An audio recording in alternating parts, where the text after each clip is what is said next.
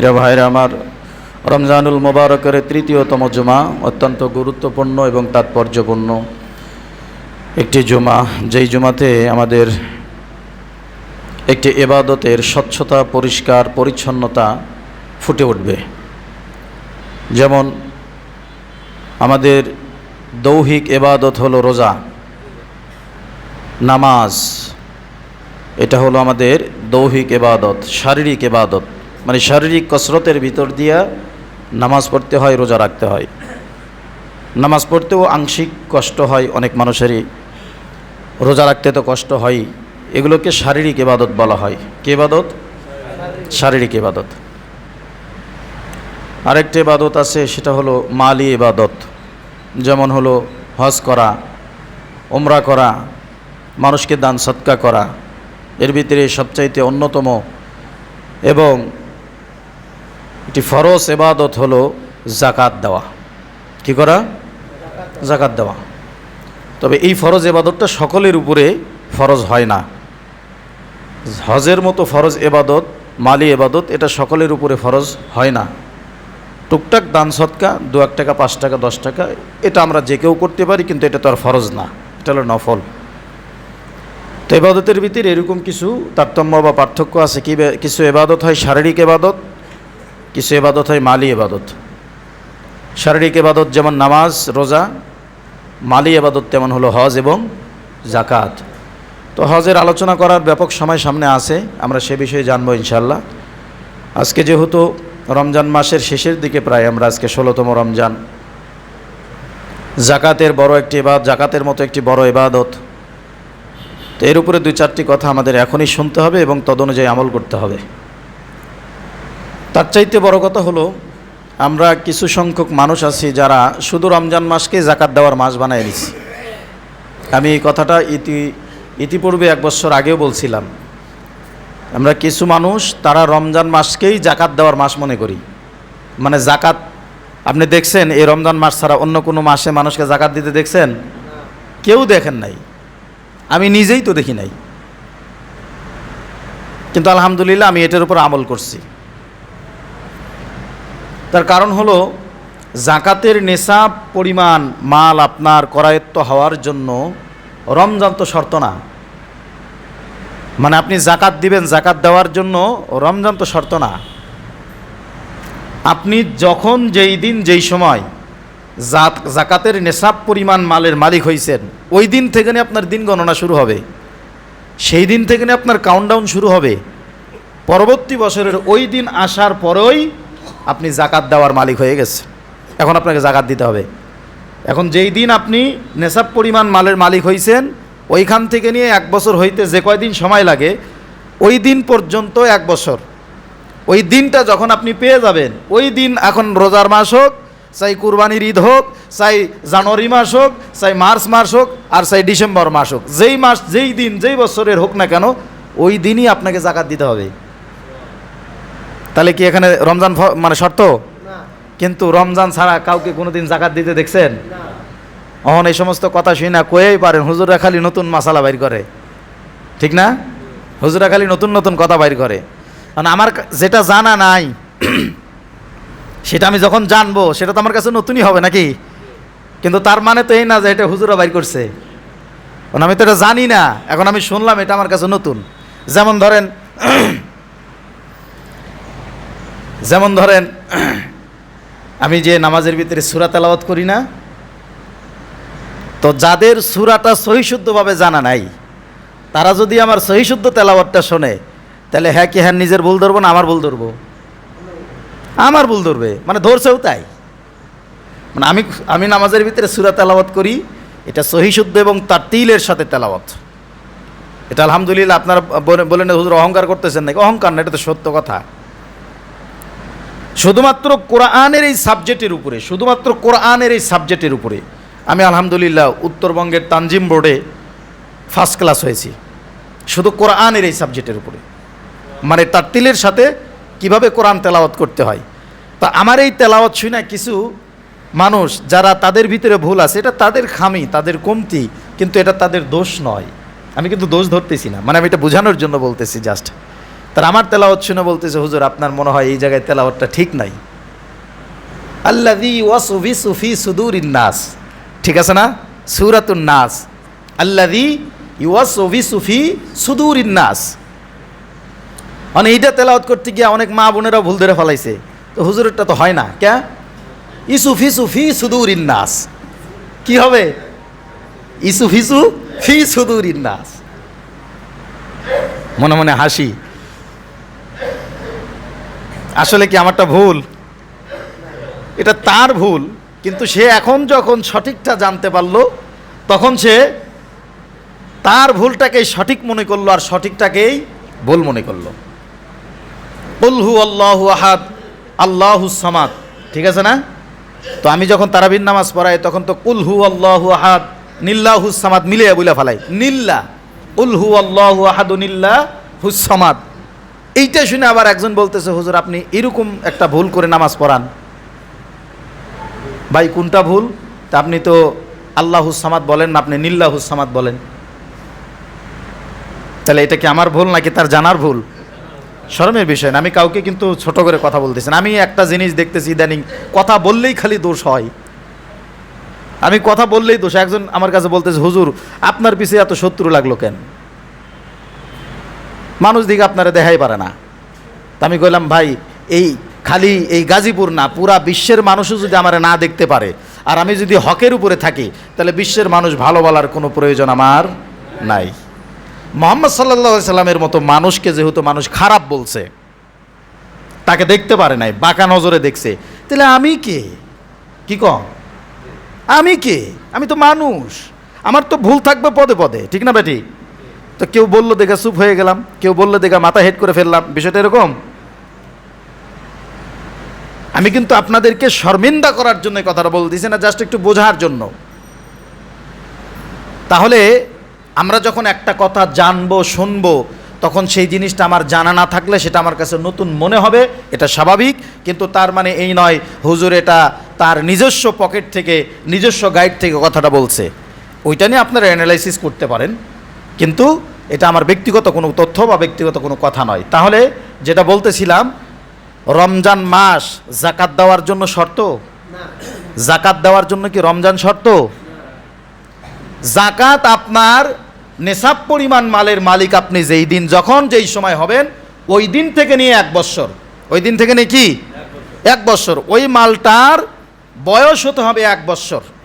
1 বছর যেই দিন পূর্ণ হবে, ওই দিন যদি রমজান হয় ভালো কথা, ওই দিন যদি শবে বরাত হয় ভালো কথা, ওই দিন যদি লাইলাতুল কদর হয় ভালো কথা, ওই দিন যদি শাওয়াল মাস হয় তাও ভালো কথা, জিলকদ হলে তাও ভালো কথা। যেই দিন হোক আপনি 1 বছর গণনা করে ওই নেশাব পরিমাণ মালের মালিকের, নেশাব পরিমাণ মালের যে পরিমাণ জাকাত আসে গনে গনে কষে কষে সে পরিমাণ জাকাত ক্লিয়ার করে দিবেন। তাহলে ভালো একটা কথা আমরা জানলাম, জাকাত দেওয়ার জন্য রমজান মাস শর্ত নয়। এটা অনেকেই জানে না, আপনি অনেক জায়গায় বলবেন, অনেক ভালো ভালো মানুষও জানে না। তাহলে জাকাত সারা বছর, এক কথায় জাকাতের মালের 1 বছর বয়স লাগবে। কয় বছর? এখন এই 1 বছর বয়স পূরণ করতে গিয়ে যে মাস পরে পড়ুক, ওই মাসেই আপনাকে জাকাত দিতে হবে। কি পরিমাণ মাল থাকলে আপনি জাকাত দিবেন, সোজা হিসাব প্রত্যেক বছর বলে দেওয়া হয়। এখন আমাদের সমাজের ব্যবস্থা, আমাদের সমাজের সামাজিক অবস্থানগুলো দেখলে মনে হয় জাকাত খালি হুজুর, মসজিদের ইমাম সাহেব, মাদ্রাসার হুজুর, যারা নামাজ কালাম পড়ে এদের জন্য, এরাই শুধু জাকাত দিবে। আর বাকি যারা আমরা দিন মজুর কাজ করি, খেটে খাই, দিন আনি দিন খাই, আমাদের বুঝি কোনো জাকাত নাই?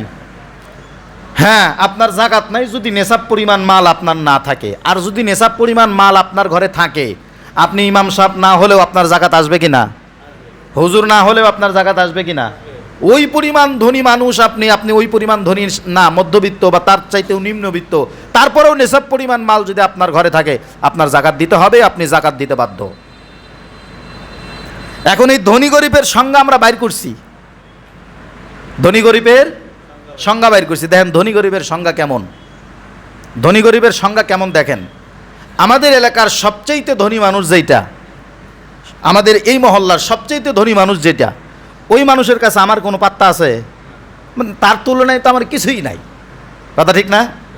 এখন আমরা কথা বলতেই পারি, বা আমরা যারা সাধারণ মানুষ দিন আনি দিন খাই, আমরা আমাদের সাথে তাদের তুলনা করলে এই কথা বলতেই পারি যে আমাদের চাইতে এই মানুষটা বেশি ধনী, ঠিক না? কিন্তু এই আমাদের এলাকার সবচাইতে ধনী মানুষ যে এ যদি গুলশান বনানীতে যায়, ঢাকা গুলশান বনানীতে যায়, ওই এলাকার যেই ক্যাটাগরির ধনী মানুষ আছে তাদের কাছে এই এলাকার ধনীর কোনো বেল আছে? মানে স্বাভাবিকভাবে একটা জিনিস বুঝাইতেছি, কথাটা এরকম না? এখন এরা যদি মনে করে তাহলে ধনী তো হেরা, আমরা কি আর ধনী মানুষ? আমি যদি এই কথা কই এলাকার সবচাইতে ধনী মানুষ যে, তার দিকে তাকায়া দুরু তার তো অনেক কিছু আছে, আমার তো কিছুই নাই, তাহলে তো আমি ধনী না, আমি গরিব। আমার এলাকার সবচাইতে ধনী মানুষ যে, সে যদি ধানমন্ডি আর গুলশানে গিয়া কয় এ তো অনেক ধনী মানুষ, তার তো আমি কিছু না, আমি তো গরিব। আবার গুলশান আর ধানমন্ডিতে যারা আছে তারা যদি ইউরোপ আমেরিকায় গিয়ে দেখে তাদের অবস্থা তো আরও রমরমা। মানে হেরা যদি ওই জায়গায় গিয়ে কয় দূর ধনী আমি কি, হ্যাঁ তো ধনী, ধনী তো হ্যাঁ, আমার তো কিচ্ছুই নাই, ঠিক না? বিষয়টা এরকম না? এখন যার মনে করেন একতলা বাড়ি আছে, একতলা বাড়ি, হ্যাঁ এখন পাঁচতলার দিকে তাকায়া সন্তানরে বোঝায় বাবা রে নাই তেমন একটা কিছু নাই, করে দিয়ে পারলাম না, একতলা আছে কোনো রকম, পাঁচতলা যেটা দেখতেছ করে নিস তোরা, আমরা গরিব মানুষ তাই করা পারি নাই। অঞ্জার পাঁচতলা আছে, হ্যাঁ এবার চিন্তা করতেছে ডুপ্লেক্সের দিকে তাকায়া সন্তানরে বুঝাই টাকা পয়সা তো নাই, করা পারি নাই, তুই করে নিস, আমরা গরিব মানুষ তাই করা পারি নাই। টিনশার্টওয়ালায় একতলারে দেখে সন্তানরে বলতেছে আমরা গরিব মানুষ করা পারি নাই, একতলাওয়ালা পাঁচতলাওয়ালা দেখাতে বলতেছে আমরা গরিব মানুষ, এরা ধনী মানুষ তাই করা পারি নাই। পাঁচতলাওয়ালা দশতলারে দেখে বলতেছে হ্যাঁ দশতলা করছে, আমরা গরিব মানুষ তাই দশতলা করা পারি নাই। আসলে গরিব কে রে ভাই? গরিব কে আর ধনী কে? মানে আমি এটা নিজে নিজে চিন্তা ভাবনা করলাম, আসলে ধনী কে আর আসলে গরিব কে? এইটা কি ধনী গরিব যাচাই বাছাই করার কোনো সংজ্ঞা? মানে যার পাঁচতলা আছে হ্যাঁ ধনী, তাহলে ওই পাঁচতলারে বলবো তুমি যার 20 তলা আছে তার দিকে তাকাও, হ্যাঁ তাহলে কোন লেভেলের ধনী? আর যার 20 তলা আছে তারে বলবো তুমি ইউরোপ আমেরিকার দিকে তাকাও, হ্যাঁ কোন লেভেলের ধনী? হ্যাঁ রে বলবি তুমি বিল গেটসের দিকে তাকাও, তুমি জোকারবার্গের দিকে তাকাও, আছে না নাই? এরা কোন লেভেলের ধনী? তাহলে ধনী কে? ধনী মানুষ জাকাত দিবে। এখন এইভাবে যদি ধনীর সংজ্ঞা আমরা টানি তাহলে তো জাকাত দেওয়ার কোনো মানুষই নাই, সবাই গরিব, ঠিক না? জাকাত দেওয়ার ক্ষেত্রে ধনী গরিবের সংজ্ঞা এইভাবে যদি আমরা যাচাই বাছাই করি তাহলে আমরা কোনো কুল কেনারা খুঁজে পাবো না। এই জন্য আল্লাহ পাক তার সুনিপুণ বন্টন, কি সুন্দর সিস্টেম, আল্লাহ পাক আমাদেরকে সুন্দর মাপকাঠি দিয়ে দিছে। বান্দা এত পেরেশান হওয়ার দরকার নাই, এত হয়রান হওয়ার দরকার নাই। নেশাব পরিমাণ মালের মালিক যদি টিন শেড ঘরের ভিতরেও ঘুমায়, নেশাব পরিমাণ মালের মালিক যদি টিন শেড না রাস্তার পারে গাছতলার ভিতরেও ঘুমায়, ওই ব্যক্তিকেও বাৎসরিক একবার জাকাত দিতে হবে। কি করতে হবে?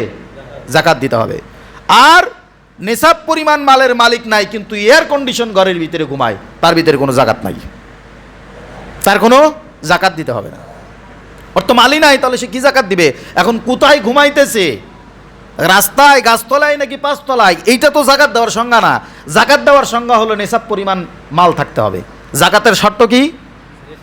নেশাব পরিমাণ মাল থাকতে হবে, তবে আপনার উপরে জাকাত ফরজ হবে। আবার সেই মালের বয়সটা হইতে হবে কতদিন? 1 বছর। এখন এই নেশাব পরিমাণ মালের মালিক যদি টিন শেড রুমের ভিতরে ঘুমায় তাহলে কি তার জাকাত দেওয়া লাগবে না? নেশাব পরিমাণ মালের মালিক রিক্সা চালায় খায় তাহলে কি তার জাকাত দেওয়া লাগবে না? নেশাব পরিমাণ মালের মালিক গার্মেন্টসে চাকরি করে খায় তাহলে কি তার জাকাত দেওয়া লাগবে না? আমাদের ভিতরে কত ভুল বোঝাবুঝি, আমরা কত সহজ হিসাবটাকে কঠিন করে ফেলছি। কিসের জন্য? লোভে। লোভের বশবর্তী হয়ে সহজ হিসাবটাকে কঠিন করে ফেলছি। এতদিন তো কিছু মানুষ আমার শত্রু ছিল বা আমার দুশমন ছিল, আজকে যা আছে বাকি সবগুলো শত্রু হয়ে যাব, সব দুইয়া মুছা সব শত্রু হয়ে যাবো। হুজুর তো এতদিন আমাকে পক্ষেই কইছে মোটামুটি, অন দিয়ে আবার বিপক্ষে কয় আমাকেও জাকাত দেওয়ান লাগবো। কথা কি আমার? আমি আমার কথা বলতেছি ভাই। দাঁত থাকতে দাঁতের মর্ম কেউ বোঝে না, এটা একবারে আদি অনন্তকাল থেকে হয়ে আসতেছে, কথাটা ঠিক না? আমি এই যে এত কথা বলি আপনাদেরকে, এত শক্ত মেজাজে কথা বলি আপনাদেরকে, কররা ভাষায় কথা বলি আপনাদেরকে, হয়তোবা আল্লাহ যদি হায়াতে জিন্দেগিতে বাঁচায় রাখে কোনো একদিন এই দাঁতের মর্ম বুঝবেন। পৃথিবী থাকবে, অর্থ সম্পদ থাকবে, টাকা থাকবে, ক্ষমতা থাকবে, পাওয়ার, চেয়ার, ক্যাডেট, কর্তৃত্ব, নেতৃত্ব থাকবে, কিন্তু হক কথা বলার মতো মানুষ থাকবে না। সেদিন আসতেছে। আপনারা যার পিছনে নামাজ পড়েন এই মানুষটা যদি গোলালু হয় তাহলে আপনার ভিতরে ওই মানুষটার ভিতরে কোনো পার্থক্য থাকলো? আপনারা যার পিছনে নামাজ পড়তেছেন এই মানুষটাও যদি আপনার মতো 8-10টা মানুষের মতো যারা সমাজের আবর্জনা তাদের মতো হয়, তাহলে এই মানুষটার ওই মানুষটার ভিতরে পার্থক্য থাকলো? এই মানুষটাও যদি 8-10 জনের মতো সুদ ঘুষের সাথে লিপ্ত থাকে, তাহলে এই মানুষটার ওই মানুষটার ভিতরে কোনো পার্থক্য থাকলো? তাহলে এই জায়গা যে মানুষটা অধিষ্ঠিত হবে সেই মানুষটার আলাদা কিছু গুণ থাকতে হবে না? সেই গুণান্বিত হইয়া সত্য কথা বলার কারণে যদি চোখের কাটা হয়ে যায়, তাহলে তো আফসোসের শেষ নাই। এই দাঁতের মর্ম কোনো না কোনো একদিন বুঝে আসবে। বলে গেলাম, কথাটা আজকে মনে রাখেন, এই দাঁতের মর্ম কোনো না কোনো একদিন বুঝে আসবে ইনশাআল্লাহ। কারণ অর্থ থাকলে, টাকা থাকলে, পয়সা থাকলে আপনি যা খুশি তাই করতে পারবেন, যা খুশি তাই করতে পারবেন, যেখানে খুশি সেখানে যাইতে পারবেন, যা খুশি তাই বানাইতে পারবেন। কিন্তু হক এবং ইনসাফ এই দুইটা অন্তরের, মানুষের অন্তরের অন্তঃস্থলের জিনিস। যেইখানে বাস করে মহান রব, ওই জায়গা থেকে যে রবকে চিনেছে সে হক এবং ইনসাফের কথা বলতে পারবে। টাকা পয়সা, অর্থ সম্পদ, পাওয়ার ক্ষমতা এগুলো থাকলে মানুষ হক কথা বলতে পারে না, ইনসাফের পক্ষেও থাকতে পারে না। এগুলো বলার জন্য, এই পক্ষে থাকার জন্য সেই মন মানসিকতা, সেই অন্তর দরকার, যে অন্তর টাকার আগে, ক্ষমতার আগে মহান রবকে চিনে। তো এই দায়িত্ব খালি মসজিদের ইমাম সাহেবের নাকি? আপনাদের নাই?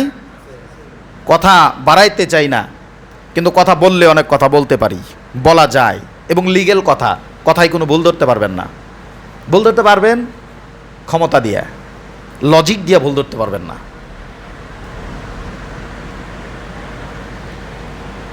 তাহলে জাকাত, যে কথা বলতেছিলাম, কোথায় ছিলাম কথা নিয়ে?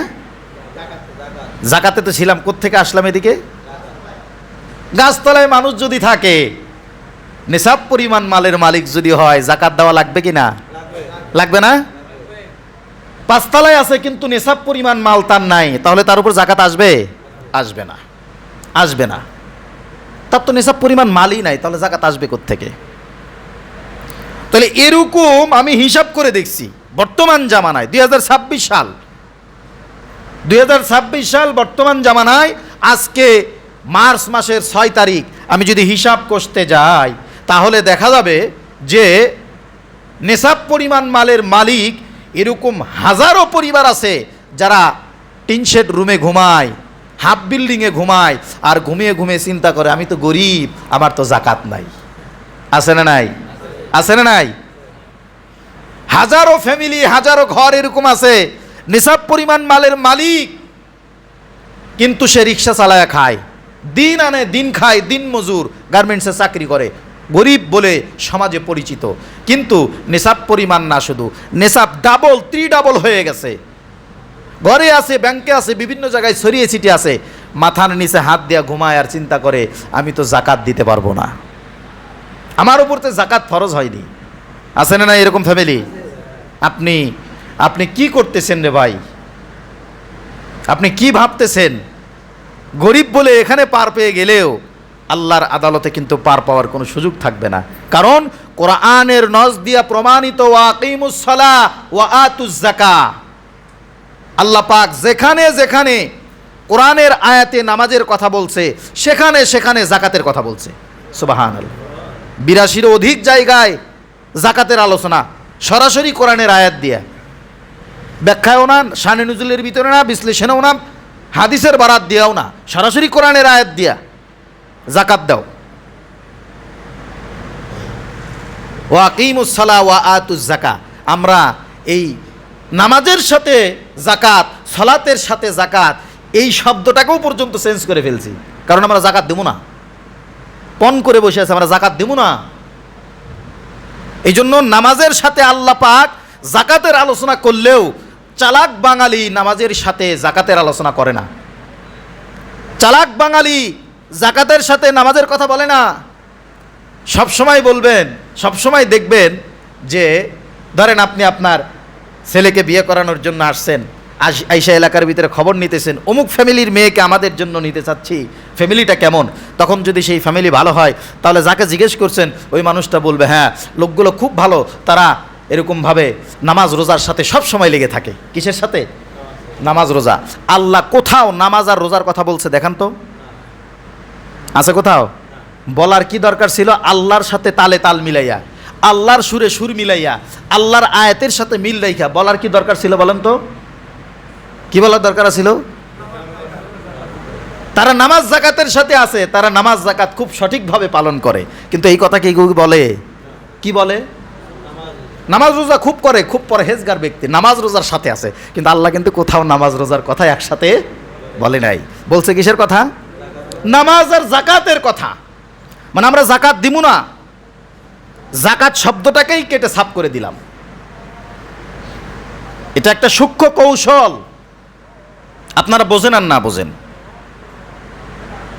কিন্তু নামাজের সাথে জাকাতের প্রচলনটা ওইভাবে হওয়ার দরকার ছিল, মানুষ দিনে যতবার নামাজের কথা বলবে, নামাজের উচ্চারণ করবে, ঠিক ততবার জাকাতের শব্দটা উচ্চারণ করবে, তবেই তার জাকাতের প্রতি স্পৃহা বাড়বে, আগ্রহ বাড়বে, জাকাতের মর্ম বুঝবে, জাকাতের স্বাদ সে ভোগ করতে পারবে।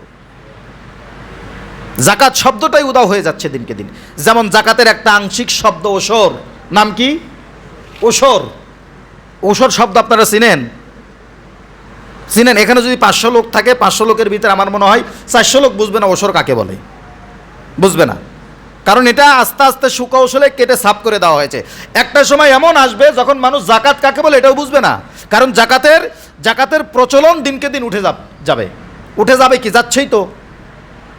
আমাদের এই সমাজটা জাকাত ভিত্তিক অর্থনৈতিক ব্যবস্থার সাথে সম্পৃক্ত নাকি সুদ ভিত্তিক অর্থনৈতিক ব্যবস্থার সাথে সম্পৃক্ত বলেন তো? কিসের সাথে? সুদ। অথচ সুদ ভিত্তিক অর্থনৈতিক ব্যবস্থা যেই দেশের ভিতরে চলমান থাকবে, সেই দেশের ভিতরে সুখ শান্তি, যতই গোল টেবিল বৈঠক করেন, যতই সেমিনার করেন, যতই সংসদে বিল পাস করেন, কোনোদিন সম্ভব হবে না। দারিদ্র বিমোচন, ক্ষুধামুক্ত সমাজ যদি আপনি গঠন করতে চান, জাকাত আদায় করেন। জাকাত কি করতে হবে? আদায় করেন। জাকাত আদায় করেন, জাকাত উসুল করেন। গভর্নমেন্টকে বলি, জাকাত আপনারা উসুল করেন, জাকাত উসুল করতে হবে। ওমর ফারুক রাদিয়াল্লাহু তাআলার জামানায় জাকাত উসুল করছে। জাকাত কি করছে? উসুল করছে। জাকাত দিবি না মানে দিতে বাধ্য, গভর্নমেন্টকে দায়িত্ব নিতে হবে, জাকাত উসুল করতে হবে। এই জাকাতের মাধ্যমে যদি সমাজকে দারিদ্র বিমোচনে নিয়ে আসতে হয়, সমাজকে যদি ক্ষুধামুক্ত করতে হয়, সমাজকে যদি দারিদ্র্যমুক্ত করতে হয়, সমাজের ভিতরে অভাব অনটন যদি দূর করতে হয়, অভাবী মানুষের মুখে যদি 3 বেলা আহার পৌঁছে দিতে হয়, তাহলে জাকাত ভিত্তিক অর্থনৈতিক ব্যবস্থার বিকল্প আর কোনো ব্যবস্থা হতে পারে না। বাংলাদেশে যতগুলো মানুষ জাকাত দেওয়ার ক্ষমতা রাখে, এতগুলো মানুষের কাছ থেকে জাকাত আদায় করেন। এক ট্রাম, জাস্ট 5টা বছর আপনারা এইভাবে মেহনত করেন, বাংলাদেশে জাকাত দেওয়ার মতো মানুষ পাবেন না ইনশাল্লাহ। বিশ্বাস, বাংলাদেশে জাকাত খাওয়ার মতো আর মানুষ পাবেন না। কম বেশি সবাই জাকাত দেওয়ার মতো অ্যাবিলিটি হয়ে যাবে, সঠিকভাবে যদি জাকাতটা উসুল করা হয়। তাইলে আবার এটা সঠিকভাবে ডিস্ট্রিবিউশন করা হয়, যে প্রাপ্য তাকে পৌঁছে দেওয়া হয়, তাহলে জাকাত খাওয়ার মতো মানুষ পাওয়া যাবে না। একটা সোনালী যুগ এমন ছিল যখন জাকাত সঠিকভাবে উসুল করা হইতো, একটা সময় তারা জাকাত দেওয়ার মতো আর কোনো মানুষ পায় নাই। সুবহানাল্লাহ বলবেন না? জাকাত দেওয়ার মতো, মানে জাকাত খাবে নিবে এরকম আর কোনো মানুষ ছিল না। তাহলে প্রিয় ভাইয়ের আমার, নেশাব পরিমাণ মালের মালিক যদি 3 শেড রুমের ভিতরেও ঘুমায়, তাহলেও তাকে জাকাত দেওয়া লাগবে কিনা? লাগবে কিনা? আর নেশাব নাই কিন্তু ঘুমায় 5 তলায়, তাহলে তার কোনো জাকাত আছে? নাই। তাহলে এই চিন্তা ভাবনা আর এই ভাবধারা থেকে আমাদেরকে বেরিয়ে আসতে হবে। আমি তো গরিব মানুষ, গরিবের সংজ্ঞা এতক্ষণ কি বুঝাইলাম? এটা কি গরিবের সংজ্ঞা? ধনী গরিবের সংজ্ঞা কি এইটা? এই সংজ্ঞা দিয়ে তো আপনি আল্লাহর আদালত থেকে পার পেতে পারেন না। আমি 3 শেডে ঘুমাই, আমি দিন আনি দিন খাই, আমি দিন মজুরি, আমি তো প্রত্যেক দিন কাজ করে খাই, আমি তো গার্মেন্টসে চাকরি করি, আমি তো রিক্সা চালাই, আমি তো ভ্যান চালাই, আমি তো অটোওয়ালা, আমি তো সারাদিন কাজ করে টাকাই পাই মাত্র 500 টাকা, আমি কিসের জাকাত দিব? অথচ তার ঘরের ভিতরে নেশাব পরিমাণ মাল বিদ্যমান আছে এখনো। তুমি রিক্সা চালক নাকি তুমি দিন মজুর, নাকি তুমি 3 শেডে ঘুমাও, নাকি তুমি রাস্তাঘাটে ঘুমাও, এইটা তো দেখার দরকার নয়। এইটা তোমার জাকাত তোমার উপরে ফরজ হওয়ার জন্য মাপকাঠি নয়। জাকাত তোমার উপরে ফরজ হওয়ার জন্য এইটা শর্ত নয়। শর্ত হলো তোমার ঘরের ভিতরে নেশাব পরিমাণ মাল আছে কিনা, তার বয়স 1 বছর হয়েছে কিনা, আর ওই মালের মালিক তুমি আছো কিনা। যদি থাকো, বয়স যদি 1 বছর হয়, তাহলে তুমি যেখানেই ঘুমাও না কেন, যেখানেই থাকো না কেন, যত গরিব বলেই নিজেকে আখ্যায়িত করো না কেন, তুমি জাকাত দিতে কয় না, চালাক তো,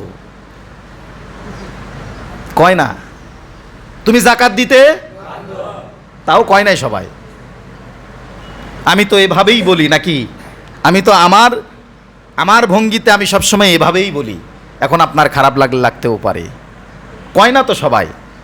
কারণ আমি যদি এখন মানে আদমশুমারিতে বের হই, গণনায় যদি বের হই, তাহলে এরকম হাজারো ফ্যামিলি পাবো যারা জাকাত খাওয়ার অ্যাবিলিটি রাখে না, জাকাত দেওয়ার অ্যাবিলিটি রাখে।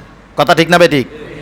এই কথায় অনেকের মনক্ষুণ্ণ হইতে পারে। ভাই, আমি আপনার শত্রু নয়, আমি আপনার শত্রু নয়, আমি আপনার ঘর থেকে আপনার বন্ধু হিসেবে, আপনার হিতাকাঙ্ক্ষী হিসাবে, আপনার শুভাকাঙ্ক্ষী হিসাবে আপনার ঘর থেকে বিষধর সাপকে বের করে ফেলে দিতে চাচ্ছি। আমি আপনার শত্রু নয়, আমি আপনার বন্ধু ওঝা। আমি আপনার ঘর থেকে সাপ বের করে ফেলে দিয়ে আপনাকে এবং আপনার ফ্যামিলিকে, আপনার পরিবারের প্রত্যেকটা সদস্যকে আমি আশঙ্কা মুক্ত করতে চাচ্ছি। জাহান্নামের আগুন থেকে বাঁচানোর জন্য একটা প্রয়াস মাত্র চেষ্টা চালাইতেছি, আর আপনি আমাকে শত্রু মনে করতেছেন। জাকাতের অর্থ ঘরে থাকা আর ঘরের ভিতরে বিষধর গোখরা অজগর সাপ নিয়ে থাকা একই কথা, সমান কথা। সাপ তো দংশন করলে একজনকেই করবে, বাকি সবাই অ্যালার্ট হয়ে যাবে, সতর্ক হয়ে যাবে, পরে আর কাউকে দংশন করার সুযোগ পাবে না। কিন্তু জাকাতের অর্থ যদি আপনার ঘরে থাকে, আপনিও ধ্বংস, আপনার ফ্যামিলিও ধ্বংস, আপনার ভবিষ্যৎ প্রজন্মও ধ্বংস। তাহলে আমি আপনার শুভাকাঙ্ক্ষী, আপনার শত্রু নয়। যারা এতদিন গালের নিচে হাত রেখে সুন্নত তরিকায় ঘুমাইছেন আর আল্লাহ বিল্লাহ করছেন, আমার তো জাকাত দেওয়ার অর্থ নাই, তাদের ঘুমন্ত বিবেককে জাগ্রত করে দিয়ে একথা বলতে চাই, আপনি যেটাই করেন না কেন, আপনি একজন মুদি ব্যবসায়ী, আপনি বাৎসরিক আপনার মুদি দোকানে যত মালামাল আছে সব গণনা করবেন, সব গণনা করবেন। সাবান থেকে নিয়ে শুরু করে চাল ডাল আতর গোলাপ যা আছে সব কিছু আপনি হিসাব করবেন। একটা বিস্কুটের প্যাকেট থাকলে সেটাও আপনাকে হিসাবে ধরতে হবে। আপনি মুদি দোকানি, 1 লিটার তেল আছে, ওইটাও আপনার হিসাব করতে হবে। একটা চকলেট আছে 2 টাকা দাম মাত্র, ওই 2 টাকার চকলেটও আপনাকে হিসাব করতে হবে। হিসাব করে যদি দেখেন নেশাব পরিমাণ মাল আপনার ঘরের ভিতরে, আপনার দোকানের ভিতরে আছে, তাহলে আপনার মুদি দোকান, ব্যবসায়ী দোকান যেহেতু এটা, ওই সমস্ত মালের উপরে জাকাত চলে আসবে। আপনাকে কড়াই গন্ডায় হিসাব করে মুদি দোকানের উপর আপনার জাকাত দেওয়া লাগবে। আপনি কাপড় ব্যবসায়ী, বাৎসরিক আপনাকে সমস্ত কাপড়, ধুতি লুঙ্গি যা আছে সব হিসাব করতে হবে। হিসাব করে দেখেন একটা গামছাও যেন বাদ না পড়ে, পায়ের একটা মোজাও যেন বাদ না পড়ে, সব হিসাব করে দেখেন নেশাব পরিমাণ মাল আছে কিনা, বয়স 1 বছর হয়েছে কিনা, হিসাব করে জাকাত দিয়ে দেন। আপনি আশঙ্কা মুক্ত থাকবেন। আপনি চিন্তা করবেন, হাই রে বাইরে হয়ে গেল 1 লাখ টাকা। আরে ভাই, 1 লাখ টাকা বের হইলেই তো আল্লাহ পাক 2 লাখ টাকার ব্যবস্থা করে দিবে। 1 লাখ টাকা যখন আপনার অন্যের হাতে চলে যাবে, এই 1 লাখকে আপনাকে আল্লাহ পাক দ্বিগুণ হারে ফেরত দেওয়ার রাস্তা আপনার জন্য সুগম করে দিবে।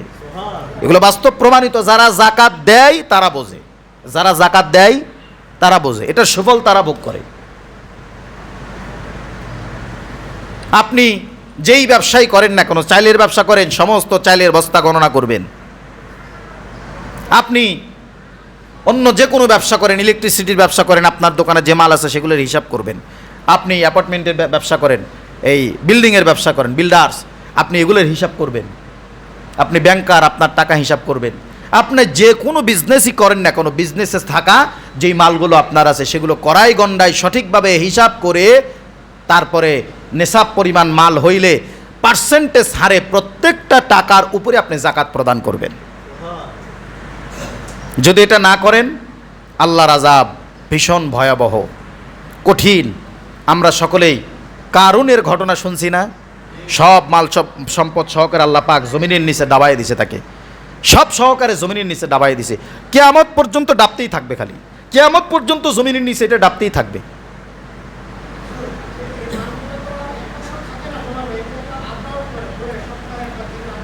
জি, শুধু নেশাব পরিমাণ মাল যতটুকুন, ওইটার বছর 1 বছর হওয়া লাগবে। নেশাব, এখন নেশাব কতটুকু এটা বলবো আমি, ওই নেশাব পরিমাণ মালটাই 1 বছর সময় হওয়া লাগবে।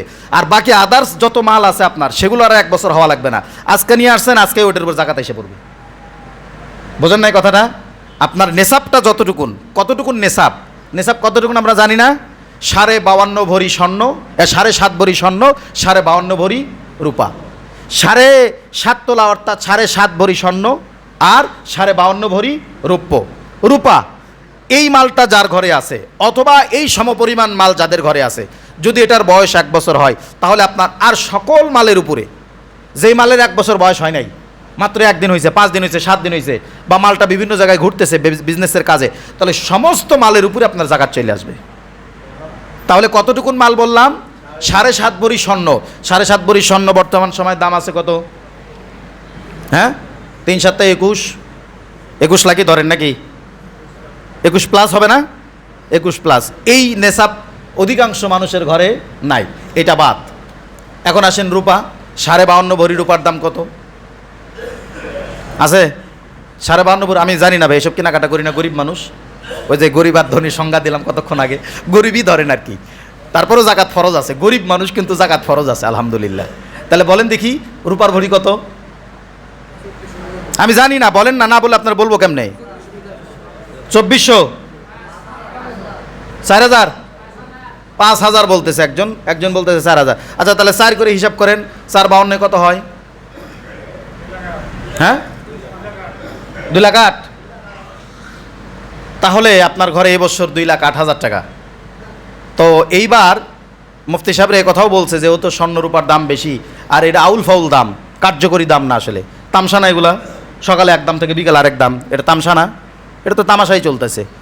তো বর্তমানে বোঝা যায়, গত বছর তো হিসাব করলাম 60 না 70,000 টাকা থাকলে তার জাকাতে হিসাব পড়ে, তো এই বছর চলে গেল 1 লাখে 2 লাখের উপরে। তার মানে 2 লাখ টাকা যার ঘরে আছে, আমি ধরে নিলাম 2 লাখ টাকা যার ঘরে আছে এই বর্তমান সময়ে এই বাজারে 2 লাখ টাকা যার ঘরে আছে, এবং এই টাকাটা পতিত পড়ে আছে, এই টাকা ব্যবসায় খাটায় রাখছেন বা এমনিই পড়ে আছে বা ব্যাংকে আছে, যেখানেই থাক না কেন, অথবা 2 লাখ টাকা সমপরিমাণে স্বর্ণ অলংকার, কিছু স্বর্ণ আছে, কিছু রূপা আছে, এই ভাব কইরা আপনার ঘরে 2 লাখ টাকা সঞ্চিত আছে এবং এটার বয়স 1 বছর হয়ে গেছে, তাহলে এই 2 লাখ টাকার উপরে শতকরা 25%, 100 টাকায় 25 টাকা নাকি, আর হাজারে হ্যাঁ 2.5% আর কি, যাই হোক 2.5 টাকা, শতকরা 2.5 টাকা, আর হাজারে লাখে 2500 এই হিসাব করে আর কি, যেহেতু লাখের হিসাবই নেশাবে হিসাব পড়ছে, তাহলে 1,25,000 টাকা আপনি জাকাত দিবেন। 1,25,000, এই 1,25,000 করতে গিয়া যদি আপনার 3,75,000 টাকা, তাহলে পার্সেন্টেজ হিসাব করে যা আসে হিসাব করে দিয়ে দিবেন। তাহলে বোঝা গেল 1,25,000 টাকা হিসাব। যার ঘরে এই বছর 2 লক্ষ টাকা আছে, বয়স কত দিন? 1 বছর। বয়স কত দিন? 1 বছর। 2 লাখ টাকাই থাকতে হবে নাকি স্বর্ণ রূপা এগুলো সব মিলে 2 লাখ টাকার সম্পদ থাকলেই হবে? সব মিলে 2 লাখ টাকার সম্পদ আপনার ঘরে, বয়স কত দিন? 1 বছর। তাহলেই আপনি জাকাত দেওয়ার মালিক, আর জাকাত খাইতে পারবেন না। ওই টিন শেড ঘরে গালের নিচে হাত দিয়ে শুয়ে শুয়ে বলতে পারবেন না আমি গরিব, বলার সুযোগ আছে? আর বলার সুযোগ না। এখন আপনাকে জাকাত দিতে হবে। আপনি এখন মালিকে নিসাব, আপনি কি মালিকে নিসাব, বিশাল কারবার, আপনি এখন জাকাত দিবেন। তাহলে নেশাব হলো গিয়া 2 লক্ষ টাকা। এখন আমার টাকা আছে মনে করেন 20 লক্ষ টাকা। 20 লক্ষ টাকার ভিতরে 15 লক্ষ টাকার বয়সই হলো মাত্র 3 দিন। কয় দিন? আমি হঠাৎ করে এক জায়গায় জায়গা বিক্রি করছি, বা যে কোনো সোর্সে আমি কিছু টাকা পাইছি ব্যবসায়িক পারপাসে, পাওয়ার পরে আমার হাতে হঠাৎ করে 15 লক্ষ টাকা এসে পড়ছে, আর আমার কাছে আছে বাড়তি 2 লক্ষ টাকা। সেই 2 লক্ষ টাকার বয়স 1 বছর হয়ে গেছে। এখন এই 15 লক্ষ টাকার জাকাত আসবে কিনা? আসবে কিনা? যাক, মনোযোগ আছে তাইলে বুঝতে পারছেন বিষয়টা। 2 লক্ষ টাকার বয়স 1 বছর হওয়ার পরে যদি 200 কোটি টাকার মালিকও আপনি একদিনের ভিতরে হন, তাহলে ওই 2 লক্ষ টাকা মালিকে নেশাব হওয়ার কারণে আপনার 200 কোটি টাকার হিসাব করে জাকাত দিতে হবে। বুঝতে পারছেন? তাহলে হিসাব ক্লিয়ার নাকি? এই ভাইয়ের প্রশ্নের উত্তর পাইছেন তো নাকি? মানে শুধু নেশাব পরিমাণ মালের বয়স হওয়া লাগবে 1 বছর, বাকি টাকার বয়স আর 1 বছর ঘুরে ফিরা হওয়া লাগবে না। যে কয়দিন হোক আপনাকে জাকাত দিতে হবে পুরো সম্পদের, সমস্ত মালের। এরপরেও কোনো মাসলায় জানার দরকার থাকলে আসবেন আমার কাছে, আমার জানা থাকলে বলবো, না থাকলে আমি সময় নেব, আপনাদেরকে জানাই দেবো ইনশাল্লাহ।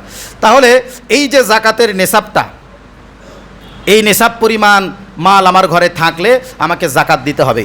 এই টাকার জাকাত যেমন, স্বর্ণের জাকাত যেমন, রূপার জাকাত যেমন, ঠিক ওইভাবে পশুরও জাকাত আছে। কিসের জাকাত? গবাদি পশু পালন করি না আমরা, এই গবাদি পশুরও জাকাত আছে। এরপরে আমরা যে ধান চাষ করি, আবাদ করি, এগুলো আছে না, এটারও জাকাত আছে। কিন্তু আমরা তো এই জাকাত চিনি না, দেই না। যাই হোক, সেগুলো বাদ দিলাম, কারণ গরু টরু আমরা তেমন একটা পালন করি না, ওইভাবে কেউ আর নাই এইদিকে, আবার চাষবাসও তেমন একটা করি না। যদিও করি তাহলে এক কাজ করব, ওই যে ওগুলো বিক্রি করে বা ঘরে থাকলেও সেটার অ্যামাউন্ট হিসাব করে টাকাটা আমরা সুন্দর মতো জাকাত দিয়ে দিব। তবে মালের টাকার জাকাত টাকা দিয়া, গরুর জাকাত বা পশুর জাকাত পশু দিয়া, আর সম্পদ বা শস্যাদি এটার জাকাত শস্য দিয়ে দেওয়াই উত্তম, এটাই ভালো। কিন্তু আমরা অনেকেই করি না এটা। যাই হোক, আমরা না পারলে এইভাবে টাকা হিসাব করে সেটার পার্সেন্টেজ অনুসারে 1,25,000 মানে 1,25,000 টাকা জাকাত দিয়ে আমরা জাকাতটা ক্লিয়ার করবো ইনশাল্লাহ। আল্লাহ পাক তৌফিক দান করুক বলে আমিন। একজন সাহাবী নাম ছিল তার সালাবা, নাম ছিল কি? সালাবা। এই কথাটা বলেই আলোচনা শেষ। এই সালাবা একদিন এসে রাসূলের দরবারে বলতেছি, ইয়া রাসূলুল্লাহ, আপনি আমার জন্য একটু দোয়া করেন না, আমি যেন অনেক ধনী হয়ে যাই। তো বিশ্বনবী বলতেছে, সালাবা শোনো, আমি দুনিয়াতে আসছি কাউকে ধনী করার জন্য নয়, আমি দুনিয়াতে আসছি কাউকে ধনী করার জন্য নয়, ভালো করে শোনো, আমি কাউকে ধনী বানানোর জন্য দুনিয়াতে আসি নাই, আমি আসছি মানুষকে ইহদিনাস সিরাতাল মুস্তাকিমের উপরে তোলার জন্য। তো সালাবা, তুমি যেহেতু বলছো, তো কিসের জন্য ধনী হতে চাও তুমি বলো? সালাবা বলতেছে, ইয়া রাসূলুল্লাহ, মানুষের কষ্ট আমার সহ্য হয় না, অনেক গরিব মানুষ কত কষ্ট করে দিন পার করতেছে, আমি তাদেরকে আমার অঢেল সম্পদ থেকে দান করতে চাই। তো ঠিক আছে সালাবা, আল্লাহর কাছে দোয়া করে দিই। আল্লাহ পাক, বিশ্বনবী আল্লাহ পাকের কাছে দোয়া করছে। তো সালাবা উনি ওই গবাদি পশু পালন করতো, উট দুম্বা ভেড়া এগুলো মানে পালন করতো। তো আল্লাহ পাকের কাছে বিশ্বনবী দোয়া করার সাথে সাথে মুস্তাজাবুদ দাওয়া, বিশ্বনবীর দোয়া কবুল হয়ে গেছে, সুবহানাল্লাহ। এখন সালাবার উনি থাকতো মদিনার ভিতরে, শহরের ভিতরে, তো এত পরিমাণে উট দুম্বা ভেড়া মহিষ এগুলো হওয়া শুরু হয়েছে, এখন আর ওই শহরে থাকতে পারে না, এখন চলে যাওয়া লাগছে এই গ্রামের ভিতরে। তো সাহাবা যখন তার সম্পদ বাড়তেছে, সম্পদ বেশি হওয়ার কারণে চলে গেছে গ্রামে। আগে 5 ওয়াক্ত নামাজ পড়তে বিশ্বনবীর পিছনে মসজিদে নববীর ভিতরে। কোথায়? মসজিদে নববীর ভিতরে। মাল সম্পদ বাড়ছে, এখন চলে গেছে হলো একের গ্রামে, মফস্বল এলাকায়। ওইখানে যাওয়ার কারণে 5 ওয়াক্ত নামাজ পড়তে পারে না, 3 ওয়াক্ত নামাজ বিশ্বনবীর পিছনে এসে পড়ে। কয় ওয়াক্ত? 3 ওয়াক্ত। ফজর আর এসা পড়ে না, জোহর মাগরিব আর আসর আইসা পড়ে, আর বাকি 2 ওয়াক্ত ওখানেই পড়ে। বিশ্বনবীর পিছনে 2 ওয়াক্ত নামাজ থেকে মাহরুম। কিছুদিন পর আরও সম্পদ বেড়ে গেল, সে আরও গহীনে চলে গেল গ্রামের, কারণ সম্পদ যত বাড়তেছে তত তার এরিয়া বেশি লাগতেছে। এক পর্যায়ে দেখা গেল সে আর মসজিদে নববীতে আসতে পারে না, নামাজই পড়তে পারে না বিশ্বনবীর পিছনে। তো আল্লাহ পাকের কাছে ওহী নাজিল হলো, আপনি সমাজের ধনী মানুষদেরকে বলে দেন তাদের জাকাত দিতে হবে।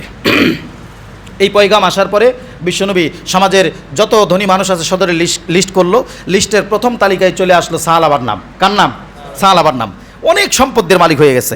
সাহালাবার কাছে এক সাহাবী চিঠি নিয়ে গেছে, বিশ্বনবী বলছে তোমাকে জাকাত দিতে হবে। বলে দেখি কি পরিমাণ জাকাত। দেখছে, পাশে আরেকজন ছিল তার কাছেও দিছে, সেও দেখছে। সে দেখার সাথে সাথে বিশ্বনবীর ওই দুধকে তার জাকাতের সমপরিমাণ অর্থ এবং বলছে তোমার যে বিশ্বনবীর যে লাস্ট মানে এই লিস্টটা দিয়েছে, চিঠিটা দিয়েছে, এটা পড়ারও দরকার ছিল না। বিশ্বনবী যেভাবে বলছে ঠিক ওইভাবে তুমি আমার খামার থেকে মাল সম্পদ নিয়ে চলে যাও। কারণ বলছে কে? বিশ্বনবী। সাহালাবা বলতেছে দেখি লিস্টটা, দেখি লিস্টটা। দেখছে, দেখে যে এখানে বিশাল অ্যামাউন্ট তার এসে পড়ছে। সাহালাবা বলতেছে আমি এখন জাকাত দিব না, আমি পরবর্তীতে এসে বিশ্বনবীর সাথে পরামর্শ করে তারপরে জাকাত দিব। অথচ তার কিন্তু কিছুই ছিল না, বিশ্বনবীর কাছে দোয়া করে তার সম্পদ বাড়ায় নিছে। এখন বলতেছে পরবর্তীতে আমি জাকাত দেব। বিশ্বনবীর কাছে দুধ চলে গেছে ফেরত। যাওয়ার পরে বলছে যে আপনার সাহালাবা তো বলছে এই কথা। তাৎক্ষণিক আবার কোরআন আয়াত নাজিল হয়েছে, বলছে সাহালাবাকে বলে দিও সাহালাবার আল্লাহ গরিব নয়, ফকির নয়, যে সাহালাবার কাছ থেকে আল্লাহর নিতে হবে। তার মাল সম্পদ এবং জাকাত আমি আল্লাহ আর গ্রহণ করব না, তার সম্পদ নাই।